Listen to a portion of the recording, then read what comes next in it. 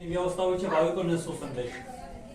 આ મંદિરની અંદર વાર તહેવારમાં એક તો પૂરો આખો શ્રાવણ મહિનો, બીજું ગુરુ પૂનમ, શિવરાત્રિ, જન્માષ્ટમી જેવા તહેવારો જે આપણે આવતા જાય છે, દિવાળી છે, એ અહીંયા આપણે મનાવતા હોઈએ. પૂજા અર્ચના અભિષેક થતી હોય છે. બીજું સંદેશ એ જ છે ભાવિક ભક્તોને કે અહીંયા પ્રકૃતિનું જ મહત્વ છે. અહીંયા આવી પિકનિક સ્થળ માનીને આવવું નહીં. અહીંયા પિકનિક સ્થળ માની જ બધા આવે છે. એટલે આ જગ્યા સિદ્ધોની છે.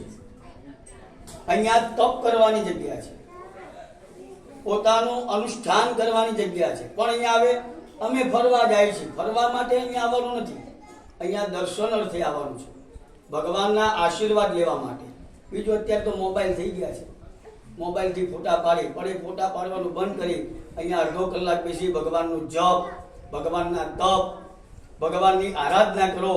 તો એ ભક્તોને પ્રાર્થના કે આ જે શુદ્ધ અને પવિત્ર જગ્યા છે એનું મહાત્મ્ય આપણે જાળવીએ.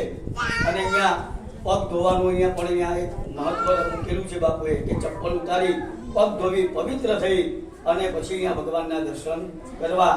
તો ભાવિક ભક્તોની એટલી પ્રાર્થના કે પોતાની આરાધના સિદ્ધ કરવા માટે અહીંયા પધારે એવી નમ્ર વિનંતી. જય રામ.